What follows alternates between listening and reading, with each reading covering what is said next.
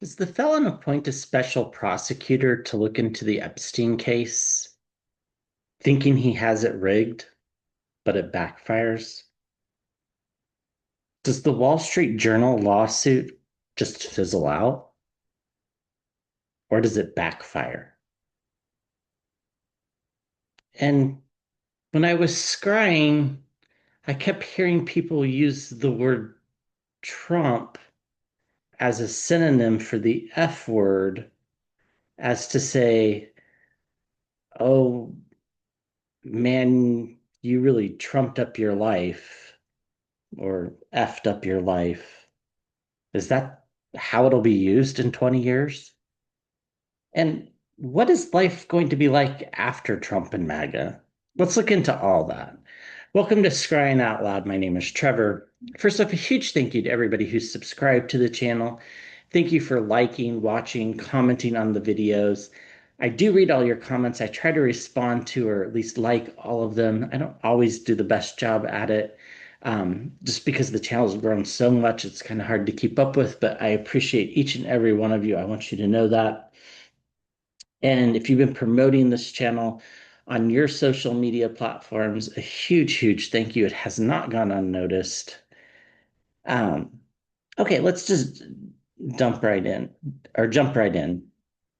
Uh, so there's been calls from Republicans to appoint a special prosecutor to look into the DOJ's information on Epstein. Is the felon gonna fall for that, thinking that he can rig who the special prosecutor is? We'll look into that. Also, he did decide to sue the Wall Street Journal for $10 billion. Um, is this just going to fizzle out, or will it actually go to a discovery phase? And what will life be like after Trump and MAGA are gone? Let's look at that. And then also, when I was scrying, I kept hearing like young kids saying to one another after they made a blunder or a mistake or failed out of college, these kind of things that, man, you really trumped up your life. Does the word Trump become a kind of a synonym for the F word? Let's look into that. All right. So let's start with the special prosecutor, and then we'll move to the Wall Street Journal, and then we'll look at whether Trump becomes a synonym for the F word, and then we'll glimpse at what life will be like after Trump and MAGA are gone, and they will be gone. Um, okay, so Lauren Boebert was one of them calling for a special prosecutor. Can't remember the others, but it's more than one. Will he fall for it, thinking this is his escape hatch?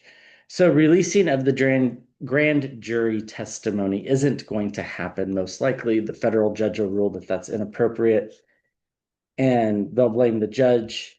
Although there's nothing in the grand jury testimony of any interest on the broad scheme of why people are interested in the Epstein files.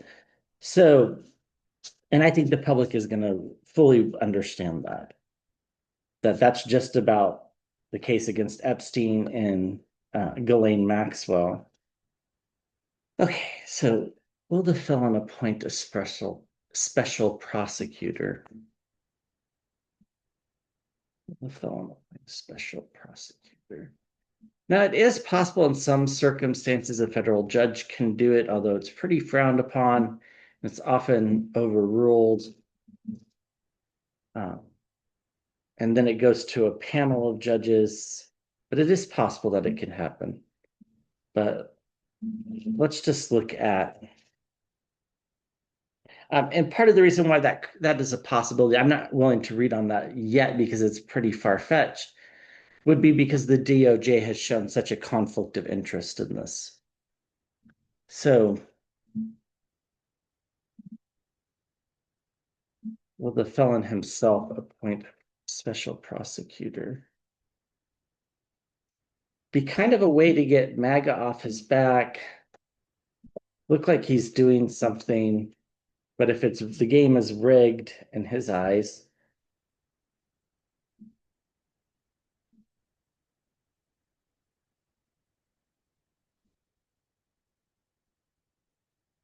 We get the Hierophant, the church, the courts, the popes. Just keep going. The seed's been planted in his head to do this as a way to kind of appease people. And what would they be looking into? They'd be looking into trafficking, which reminds me, on the other channel, and I'll post a link in the description, I did a reading on whether he's under spiritual attack from some of the people that he's harmed that's crossed over.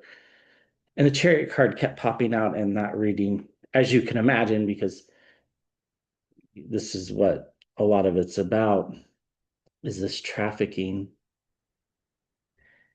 He has to make a choice, and he's going to make it kind of blindly and uninformed, which is how most of the things have been going down lately. He feels like it would stabilize things with the MAGA base as if he's doing something.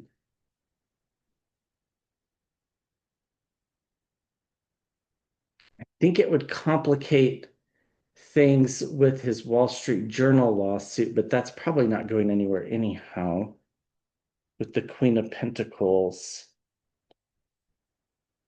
things behind the scenes that we can't see yet. I think there's a real push to do this. Yeah, juggling things, overseas influences. That's, of course, in the environment around, because that's what the special prosecutors supposedly would be looking into if they look into it. But then things coming up, things surfacing. So, we get the courts involved. He feels like it's a way to stabilize MAGA and his base, but then things start to surface. So he's worried about doing it. There's things behind the scenes that we can't see affecting stability and possibly leading to information coming out about trafficking. But the seed's been planted, and sometimes that's all it takes is to plant a seed in his head because it's so mushy. It would be a blind sort of decision. Again, two's about decisions. It's also about overseas money and influence. And then stability around money, transactions around money. I think it was reported that there were 4,000 some transactions for over $1 billion to Epstein, not from the felon, but just in general. I think Senator Wyden reported that. Underneath, we get the King of Wands, fiery messages, unlikely partnerships, and huge burdens, and this new reality with the Ace of Pentacles. And then the Six of Wands, victory. This is what it feels like. I don't think anything's been determined on this front.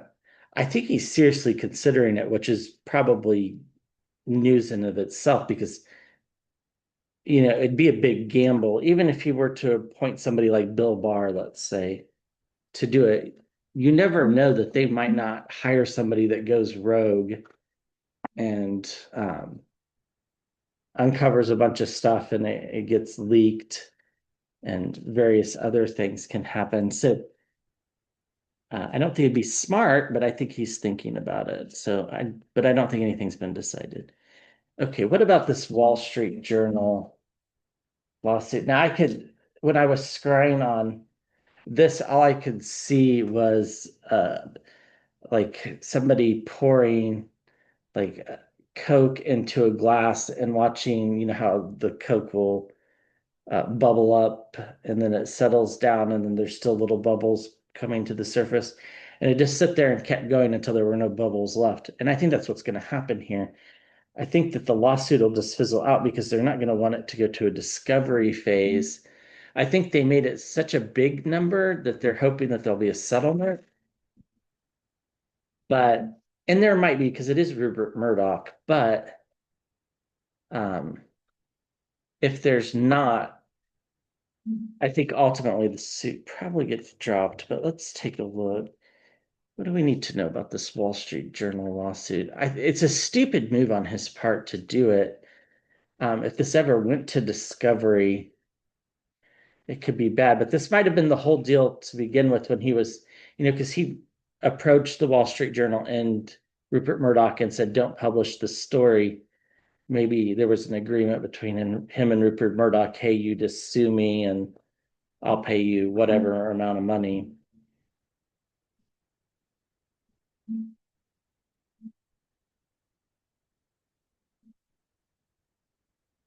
That way it would look like a victory for him. None of these things would surprise me because there's so little credibility and honesty going on with anything around him at this point, or ever, but at this point in particular. All right, let's see what we get.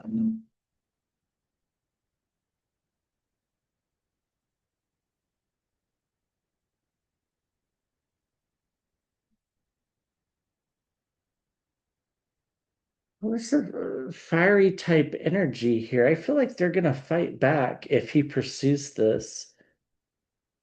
Bombshells and surprises, they might actually have a copy of everything that they reported on. And he's got such a distinct signature. And if they could date it to the appropriate time by, the trove of evidence that was surrounding it, kind of like, archaeologists date fossils by the things that are around it, like the stuff that was found with it. So it's pretty clear that the signature wasn't faked. Um, I think it would be a pretty strong evidence. I think they're willing to go forward with it. I think they're going to stand by it because it comes down to this idea of freedom of the press, and I think Rupert Murdoch would have um, a mutiny on his hands, and any more independent journalism has really started to take off. Everybody's got their own YouTube channels, and you know, I think people might go that way. It's about preserving the sources and stuff for the future generation as well. Choices will have to be made on the felon's part, the Two of Swords.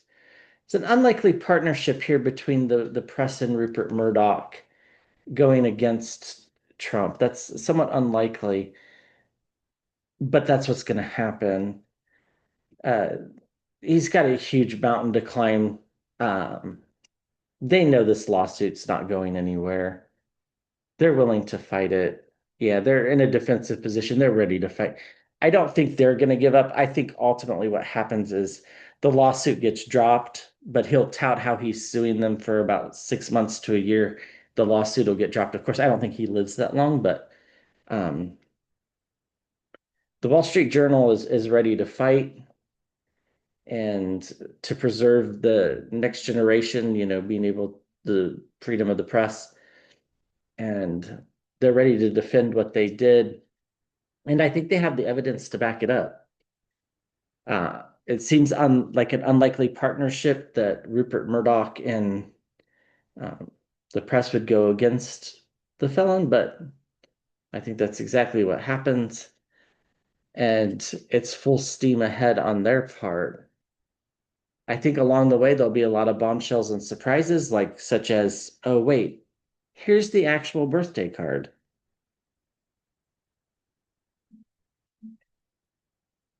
Uh, Justice will be the end result, which will be the Wall Street Journal not having to pay him anything. He has to make choices, but they're full of heavy burdens, such as the discovery phase, where, you know, he has to get deposed, and I don't think he can handle that. The Ten of Pentacles, it's all about money. He thinks it's a quick way to make a buck, but it's not the way it's going to work. Um, he's not going to have a lot of support behind this either. There are some MAGA folks that are supporting him currently on this, but I think as more and more stuff comes out, that's going to wane as well. So I don't think that that's going anywhere. All right, so I kept hearing this over and over again when I was scrying. It's like, oh, don't trump up your life. Oh man, I failed that test. I really trumped things up. And it's like almost like Trump becomes a synonym for like the F word. Um, sorry to be crass, but that's what I kept hearing. So is that what's gonna happen? Is he gonna be like a mockery for hundreds and hundreds of years because his last name becomes a profanity? Is that what's gonna happen?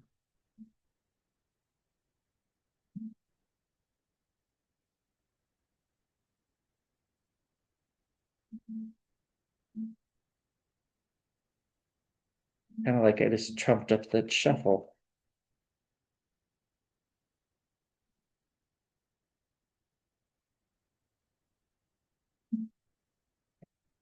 See what we get.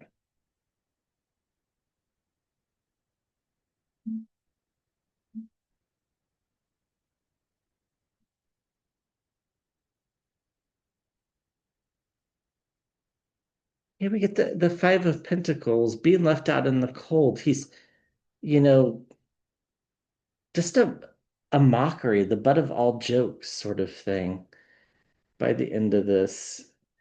And we get the Four of Wands, the people, um,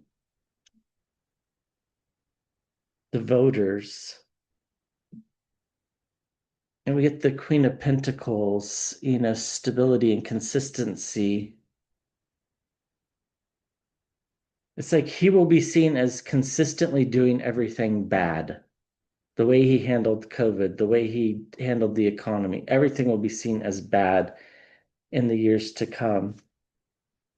It'll put him in a very defensive position. Of course, he won't be here, but the family even in a very defensive position to where they really can't even defend his actions, along with all the other stuff that's going to come out.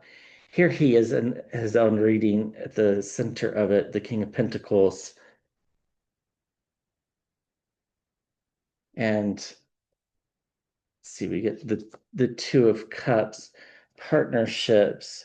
Yeah, partnering, that word, like they become not synonymous because you wouldn't say go, I don't want to be too vulgar here, but you wouldn't say go trump yourself. That I don't think fits. It's more like, you get in a car crash and you're like, ugh, I really trumped that up, that kind of thing.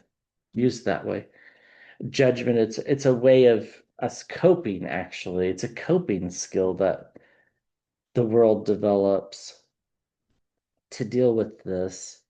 In the Five of Wands, there'd be a lot of fighting around him for a while, but it settles down and people decide that, in 20 years that he was bad because of all the abuse of power with the Emperor card.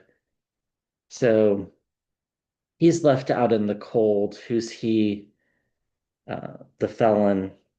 Why? All the abusive power that he's done. Judgment is being passed on who? The felon. Why? Has he ruined the economy or perceived to be ruining the economy? Something along those lines. Who's doing it? The voters. There will be some defense against this in the beginning. Some of the partnerships will hold, but eventually they'll all go away with the Five of Wands when people get tired of fighting. And this just kind of takes off. And I think, that'll be a word in the dictionary that has a new definition. Of course, it's already in the dictionary, but for other reasons, but has a new definition as kind of slang for this synonym. Once it takes off, it'll take off quickly with the Knight of Swords. And then we get the Page of Cups, bombshells and surprises. I'm sorry, Page of Cups. And I'm sorry, the Four of Cups here, the apathy. And then illusion and delusion, thinking that they're going to get away with this. And then, being wounded in battle, the Five of Swords. It's kind of like the ultimate insult.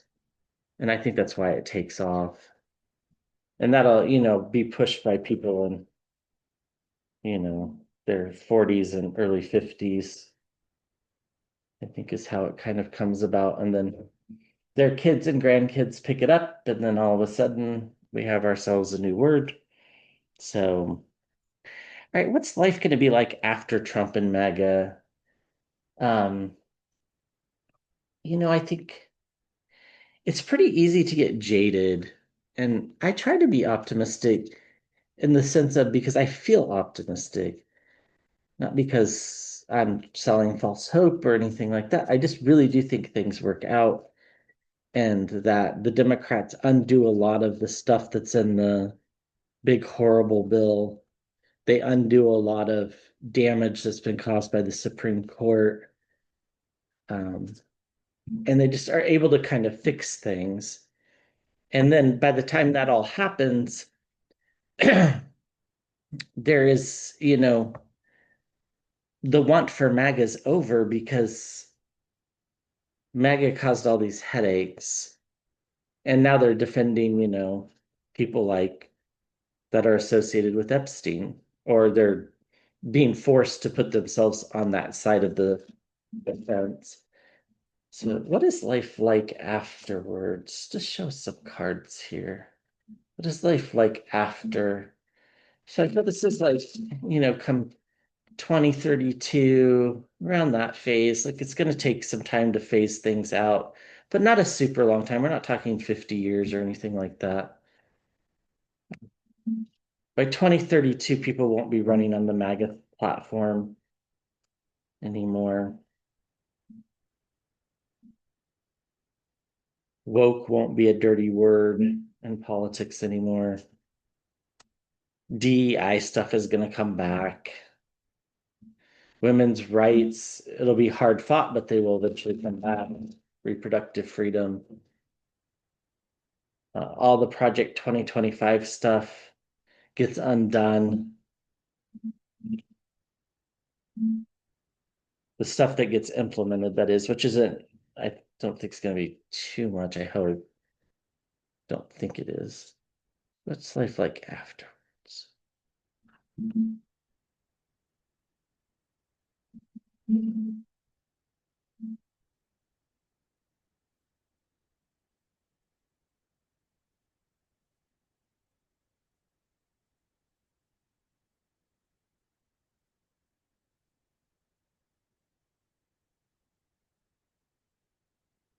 It's like this feeling of being left out in the cold is what motivates everything.